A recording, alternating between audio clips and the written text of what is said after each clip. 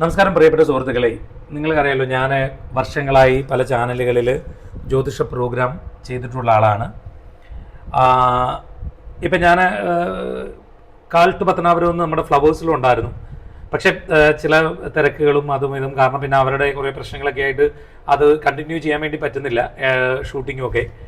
അപ്പോൾ അതുകൊണ്ട് ഞാൻ എൻ്റെ യൂട്യൂബ് ചാനലിൽ തന്നെ ഞാൻ സംസാരിക്കുന്ന വീഡിയോകൾ അത് ആളുകൾക്ക് അത്യാവശ്യം ഇഷ്ടമാണ്. അപ്പോൾ അതുകൊണ്ട് അത് അപ്ലോഡ് ചെയ്യാം എന്നാണ് വിചാരിക്കുന്നത്.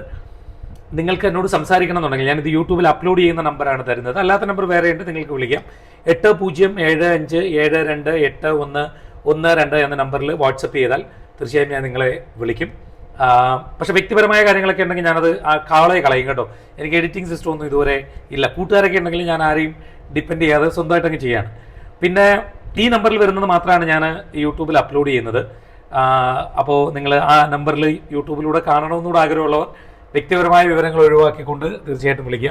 ഞാൻ അങ്ങോട്ട് അറിയാണ്ട് വിളിച്ചിരുന്നു കേട്ടോ. ആ ചേച്ചി തിരിച്ചു വിളിക്കുന്നുണ്ട്. അപ്പോൾ ആ ചേച്ചിയുടെ കോൾ നമ്മൾ അറ്റൻഡ് ചെയ്യാൻ പോണേ. ഹലോ ഹലോ, നമസ്തേ. ഹരി പത്തനാപുരം എന്ന് പറഞ്ഞ ഒരാളാണ്. മെസ്സേജ് കണ്ടിട്ടാണല്ലോ വിളിക്കുന്നത്. എന്തുകൊണ്ട് വിശേഷം ചേച്ചി? ഇത് എന്റെ യൂട്യൂബ് ചാനലിന് വേണ്ടിയാ ഇപ്പൊ ചെയ്യുന്നത് കേട്ടോ. ഫ്ലവേഴ്സ് മാറ്റി യൂട്യൂബ് ചാനലാക്കി. ചേച്ചി എന്നോട് ചോദിച്ചേക്കുന്ന ചോദ്യം വീട് വെക്കാനുള്ള ഒരു സമയമാണോ എന്നുള്ളതാണ്. ചേച്ചിയുടെ ഡേറ്റ് ഓഫ് ബർത്ത് അറിയാമോ? എന്റെ ഡേറ്റ് ഓഫ് ബർത്ത് മലയാളത്തിലേക്ക് അറിയുള്ളൂ, ഇംഗ്ലീഷിലത്തെ അങ്ങോട്ട് കറക്റ്റ് അല്ല. മലയാളത്തിലെ ശരി, മലയാളം പറ ചേച്ചി. ധനുമാസം 2-ാം തീയതിയാണ്. അത് എനിക്കിപ്പോ 52 വയസ്സായിട്ടുണ്ട് ഈ ധനുവില്. ധനുമാസം 52-ാം തീയതിയാണ്? അല്ല, ധനു 2. 52 എന്നുള്ളത് എനിക്ക് തെറ്റിപ്പോയത്. ഞാൻ പെട്ടെന്ന് എനിക്ക് അതിലൊരു കോള് വന്നു, ശ്രദ്ധ അങ്ങോട്ട് പോയി. അപ്പൊ ചേച്ചിയുടെ മലയാള വർഷം അറിയില്ല? വർഷപ്പോ ഞാൻ അങ്ങനെ കാൽക്കുലേറ്റ് ചെയ്തതാണ്. അങ്ങനെ ആവുമ്പോ 1149 വരുന്നത്. ഏത് പിന്നെ ധനുമാ 1149 ആണെന്ന് കണ്ടുപിടിച്ചാ? അതിപ്പോ ഞാൻ മൈനസ് ചെയ്ത് അങ്ങനെ. അതായത് 52 വയസ്സ് കഴിഞ്ഞോ അതോ 52 വയസ്സ് തുടങ്ങാൻ പോവാണോ?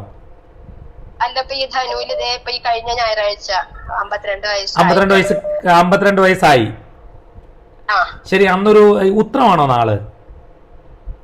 അല്ല, അതാണ് ഒരു കൺഫ്യൂഷൻ. എന്റെ നാള് ശരിക്കും പറഞ്ഞു കഴിഞ്ഞാൽ അപ്പൊ എനിക്ക് ഡേറ്റും കൃത്യമായി കിട്ടും. നാള് ചിത്തിരയാണ് ചേച്ചി. ഈ ഡിസംബർ 17-ാം തീയതിയാണ് ധനു 2 വരുന്നത്. 1973 അന്ന് 1149 ധനുമാസം 2-ാം തീയതിയാണ്. അപ്പോഴാണ് ചേച്ചിക്ക് 52 വയസ്സ് പൂർത്തിയാവുന്നത്. പക്ഷെ ആ പറയുന്ന ദിവസം ഉത്ര നക്ഷത്രം കഴിയുന്നതേ ഉള്ളൂ. അല്ല, പക്ഷെ അതിലൊരു പ്രശ്നം എന്താ പറയുക ചേച്ചി, തൊട്ട് ഈ മുമ്പത്തെ വർഷങ്ങളിലൊക്കെ ഈ ചിത്തിര ആ ഒരു സമയത്ത് വരുന്നതുമില്ല ഈ ധനു 2-ലെ. ഇല്ല, കഴിഞ്ഞിട്ട് പിന്നെ നമ്മൾ നോക്കുമ്പോ ചിത്തിര അടുത്ത വർഷങ്ങളിലൊന്നും വരുന്നില്ല. അപ്പൊ പിന്നെ ഒത്തിരി പ്രായം കുറയും. ഇപ്പം ചിത്തിര വരുന്ന ഒരു വർഷം പറയാം, അത് വെളുപ്പാങ്കാലം ഒക്കെ വരുന്നതാണ്. അതെന്താന്ന് വെച്ചാൽ 1976 ഡിസംബർ 17-ാം തീയതിയാണ്.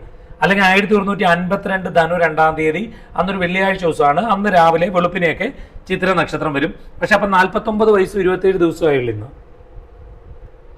അയ്യോ, എനിക്ക് അമ്മയ്ക്ക് അറിയണില്ല കൃത്യമായിട്ട്. പുലർച്ചെ അമ്മ ഇതൊക്കെ ആഴ്ച പറഞ്ഞിട്ടുണ്ടോ?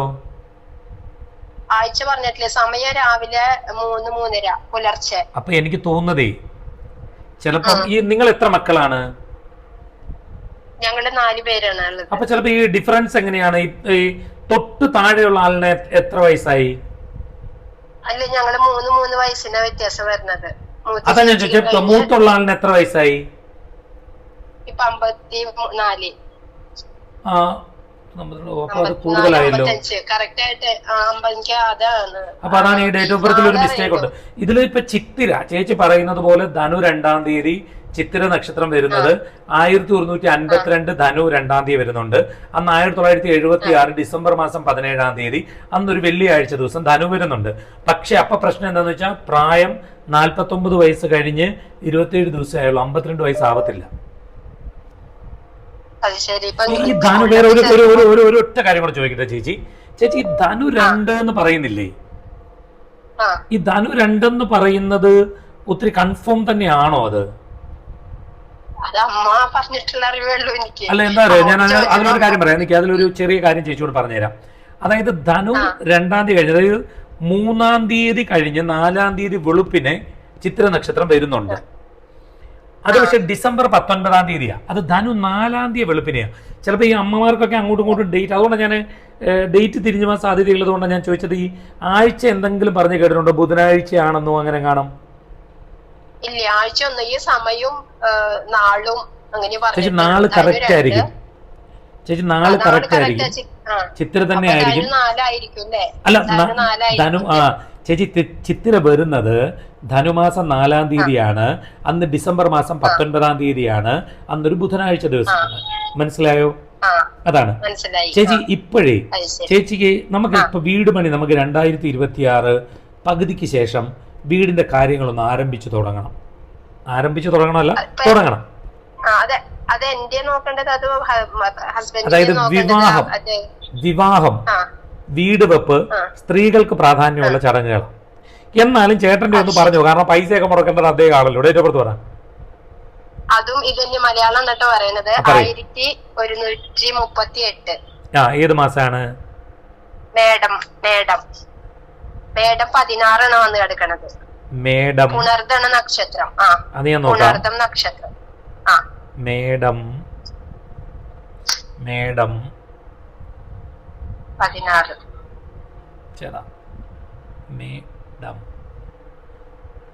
മേടം 16 എത്ര മണിക്കാ? സമയം അത് കൃത്യമായിട്ട് അറിയണില്ല. അയ്യോടാ. എന്നാലും രാവിലെ പുണർന്നാണോ? അതെ അതെ. ചേച്ചി പുണർദം വരുന്നത് ചേച്ചി മേടം 16-ാം തീയതി. ഞാൻ പറഞ്ഞുതരാം. മേടം 16-ാം തീയതി പുണർദം വരുന്നതേ ഒത്തിരി വെളുപ്പാകാലാണ് കേട്ടോ. അല്ല, മേടം 16-ാം തീയതി എന്ന് പറയുന്നത് ഏപ്രിൽ 29-ാം തീയതിയാണ്. 1963 ഏപ്രിൽ 29-ാം തീയതി. അന്ന് മേടം 16-ാം തീയതി തിങ്കളാഴ്ച ദിവസമാണ് കേട്ടോ. അത് കറക്റ്റ്. ചേട്ടൻ്റെത് കറക്റ്റ്. ചേട്ടൻ്റെത് കറക്റ്റ് ആണ്. അത് ഒന്നുകൂടെ ചേച്ചി ഡേറ്റ് ഓഫ് ബർത്ത് മനസ്സിലാക്കിക്കോ. 1938-ാം ആണ്ട് മേടമാസം 16-ാം തീയതി, അല്ലെങ്കിൽ 1963 ഏപ്രിൽ 29-ാം തീയതി തിങ്കളാഴ്ച. ചേച്ചി ചേട്ടനിപ്പോഴ് ഇത് 2 കാര്യങ്ങൾ പറയാം. ചേച്ചി ഇപ്പൊ ആരോഗ്യം ഒരല്പം ശ്രദ്ധിച്ചോണം.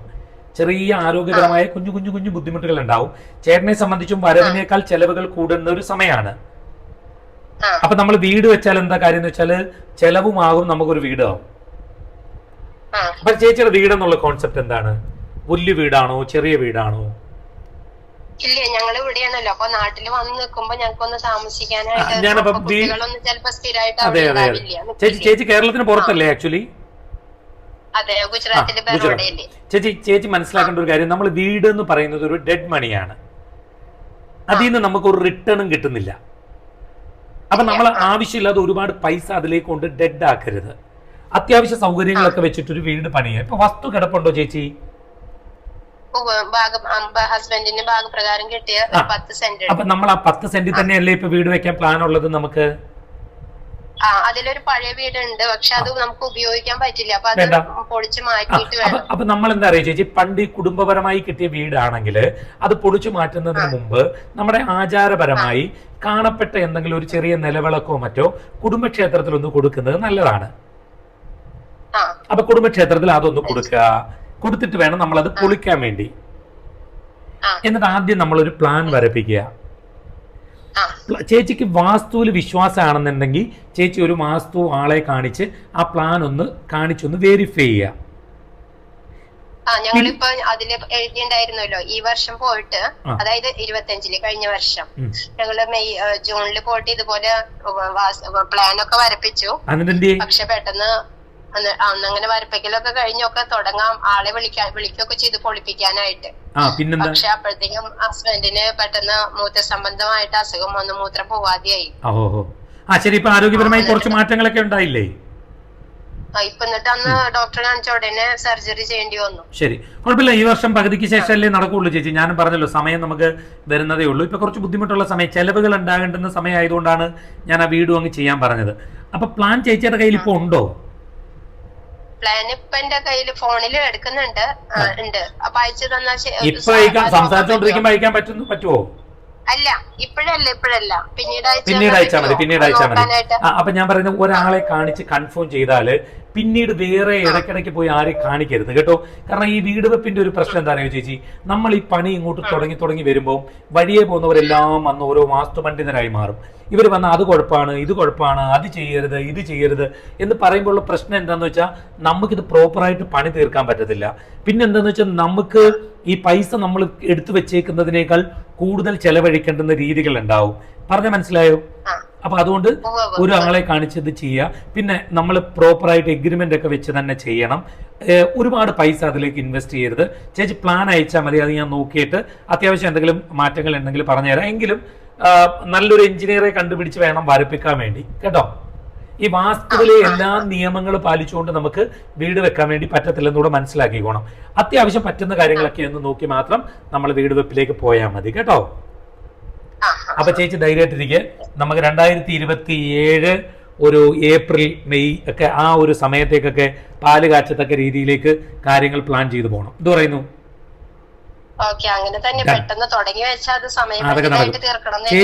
ചേച്ചി വീഴാതെ ഒന്ന് നോക്കിക്കോണം, ചെറുതായിട്ട് ആരോഗ്യപരമായിട്ട് കേട്ടോ. മക്കളുടെ കാര്യം എനിക്ക് ഡേറ്റ് ഓഫ് ബർത്ത് ഒക്കെ ചേച്ചി അയച്ചു, ഞാൻ വിളിക്കാം. ശരി, ടാറ്റ. ഓക്കെ.